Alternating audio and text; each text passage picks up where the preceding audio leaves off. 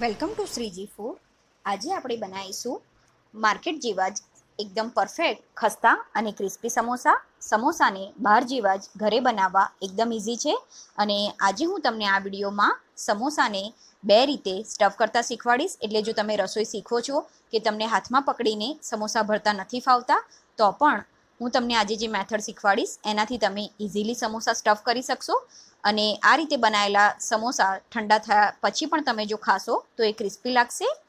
તો સૌથી પહેલાં આપણે સમોસાનો લોટ બાંધી લઈએ. તો એનો લોટ બાંધવા આપણને જોઈશે 2.5 કપ મેંદો, તેલ, મીઠું, અજમો અને ફ્રીજનું ઠંડુ પાણી. તો સૌથી પહેલાં આપણે મેંદામાં મીઠું એડ કરી દઈશું.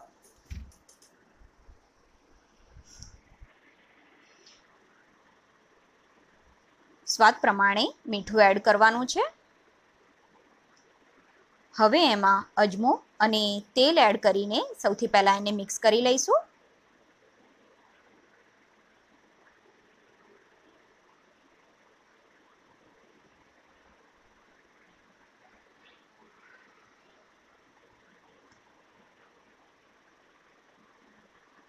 તેલ એડ કર્યા પછી ચેક કરી લો, એનું આ રીતનું લોટનું ટેક્સચર આવી જવું જોઈએ.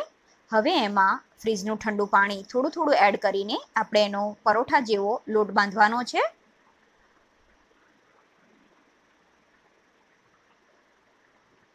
લોટ ઢીલો ના થઈ જાય એનું ખાસ ધ્યાન રાખવું.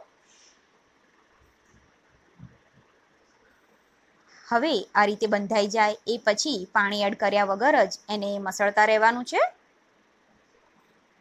આપણે આ રીતનો લોટ બાંધીશું. મેં અરાઉન્ડ 100 ml જેટલું પાણી યુઝ કર્યું છે. હવે એને 2 થી 3 મિનિટ સુધી આ જ રીતે મસળી લઈશું.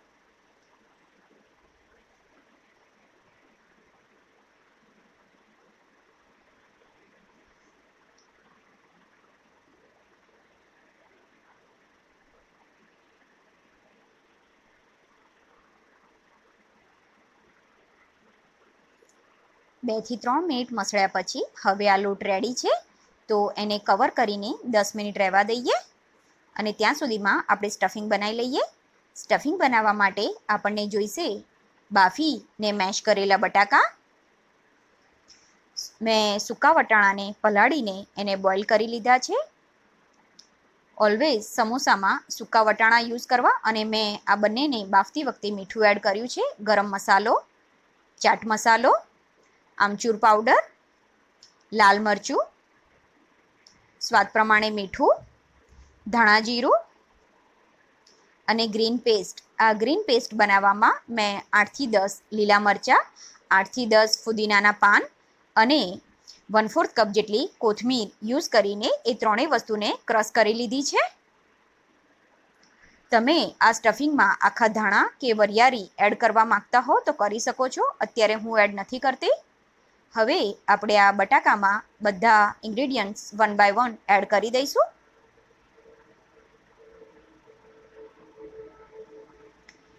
તમે જો સમોસાનું સ્ટફિંગ વધારે સ્પાઇસી બનાવવા માંગતા હો તો લીલા મરચાં કે લાલ મરચું વધારે એડ કરી શકો છો.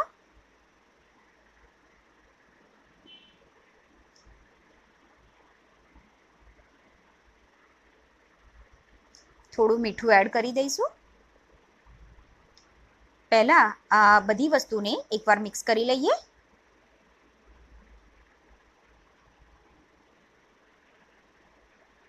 જે લોકો જૈન હોય કે બટાકા ના ખાતા હોય એમણે સેમ આ પ્રોસેસ કાચા કેળાને બાફીને કાચા કેળા બટાકાની બદલે યુઝ કરી લેવા. હવે એમાં મેં વટાણા એડ કરી દીધા છે અને આને મિક્સ કરી લીધું છે.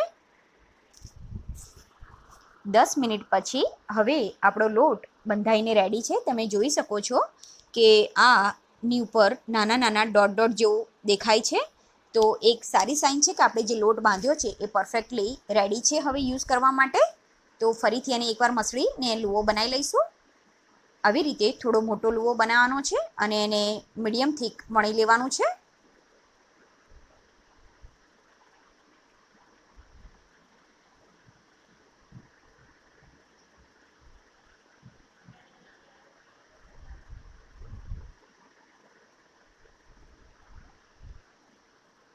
આ રીતે મીડિયમ થીક વણીને પછી એને વચ્ચેથી કટ કરી લેવાનું.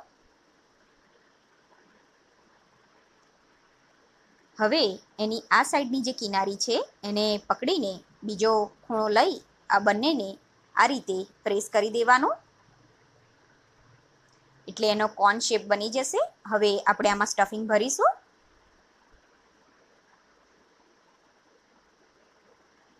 સ્ટફિંગને થોડું હાથથી કે ચમચીથી દબાઈ દેવું અને પછી જે આ બંને સાઈડ છે એને થોડું ખેંચીને આપણે પ્રેસ કરીને જોઈન્ટ કરી લેવાની છે. સરસ રીતે પ્રેસ કરવી જેથી તેલમાં ખુલી ના જાય. અને પછી સમોસાને આ રીતે પાટલી ઉપર રાખીને એ તમે થાળીમાં મૂકો તો પણ આ રીતે ઊભું રહે એ પ્રમાણે એનો શેપ બનાવી દેવાનો છે. બંને કિનારી પ્રોપર સીલ કરી દો અને પછી એમાં સ્ટફિંગ ભરી દેવાનું.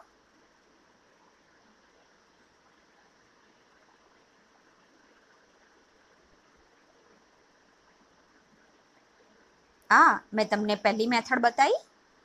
હવે જો તમે રસોઈ શીખો છો કે આ રીતે મેં જેમ બતાવ્યું એમ હાથમાં તમને સમોસું પકડીને ભરતા નથી ફાવતું, તો હવે હું તમને બીજી મેથડ બતાવું. સેમ એ જ રીતે આપણે જેમ મીડિયમ થીક રોટી વણી એ રીતે વણી લઈશું. હવે એ જ રીતે એને વચ્ચેથી કટ કરી લઈએ.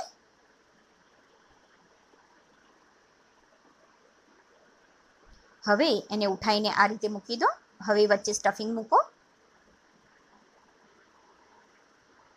ઘણા લોકો સમોસા મોલ્ડથી ભરતા હોય છે, પણ આ પ્રોસેસ તમે જોઈ લેશો તો તમારે માર્કેટમાંથી મોલ્ડ પણ લાવવું નહીં પડે. હવે આ કિનારી ઉચકીને એને આની સાથે જોઈન્ટ કરી દેવાની છે. બહુ જ ઇઝી છે આ રીતે સમોસા ભરવા.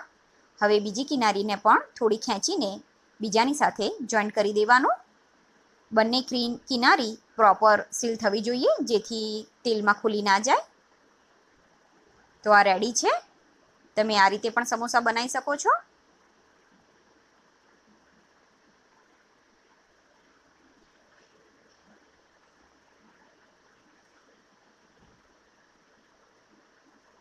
સ્ટફિંગ એક્ઝેક્ટ વચ્ચે મૂકવાનું છે અને પછી જે કોર્નર્સ છે એ સરસ રીતે સીલ કરી દેવાના છે.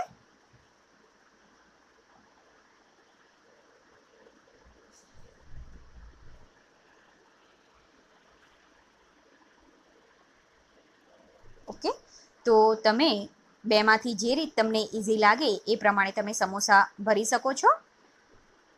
હવે મેં બધા સમોસા ભરી લીધા છે. તમે બેમાંથી જે બી મેથડ ચાહો એનાથી ભરી શકો છો. હવે આને 1 કલાક ડ્રાય થવા દેવાના છે જેથી આનું ઉપરનું જે લેયર છે એ કમ્પ્લીટલી ડ્રાય થઈ જશે તો એ ક્રિસ્પી બનશે. હવે એને ફ્રાય કરવા મેં તેલ ગરમ મૂક્યું છે. તેલ ગરમ થાય એટલે એમાં સમોસા મૂકીશું. સમોસા તળવા આપણને બહુ ગરમ તેલ નહીં જોઈએ. જો બહુ ગરમ તેલ હશે તો સમોસા ઝડપથી ડાર્ક કલરના થઈ જાય છે અને ક્રિસ્પી નથી બનતા. એને મીડિયમ ગેસ ઉપર ફ્રાય કરવાના છે.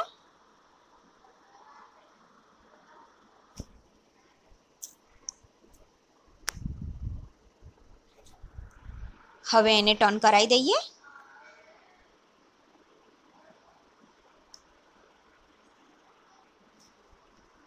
આપણે અત્યારે એને 50% કૂક કરવાના છે. માર્કેટ જેવા ક્રિસ્પી બનાવવા માટે હંમેશા સમોસાને 2 વખત ફ્રાય કરશો તો જ એ ક્રિસ્પી બનશે.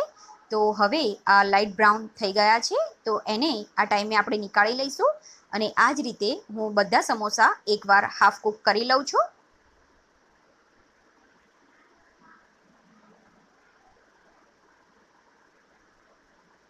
મેં બધા સમોસાને આ રીતે એકવાર ફ્રાય કરી લીધા છે. તો તમે જો ડિનરમાં કે કોઈ ગેસ્ટ આવવાના હોય ત્યારે જો આ રેસીપી બનાવવા માંગતા હો તો એડવાન્સમાં તમે એને આ રીતે હાફ કૂક કરીને રાખી શકો છો જેથી તમારો ટાઈમ પણ બચશે અને રેસીપી પણ ફટાફટ તૈયાર થઈ જશે. તો હવે આપણે આને ફરીથી ફ્રાય કરીશું. એના માટે ફરીથી તેલ ગરમ કરવા માટે મૂકી દઈશું. ફરીવાર જ્યારે સમોસા ફ્રાય કરીએ ત્યારે તેલ એકદમ આવી જાય એ પછી સમોસા એડ કરવાના અને એ પછી ગેસની ફ્લેમ મીડિયમ રાખીને આને ડાર્ક કલરના થાય ત્યાં સુધી ફ્રાય કરવાના છે.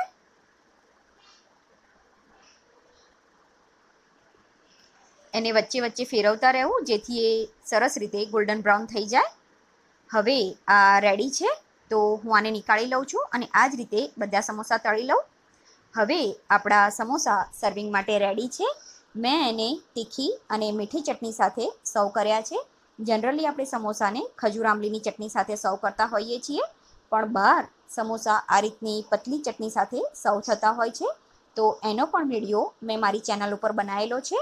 તો આ બંને ચટણીના વિડીયો તમે મારી ચેનલ ઉપર અને ડિસ્ક્રિપ્શન બોક્સમાં મેં એની લિંક આપી છે, તો ત્યાંથી પણ તમે બંને ચટણી જોઈ શકો છો.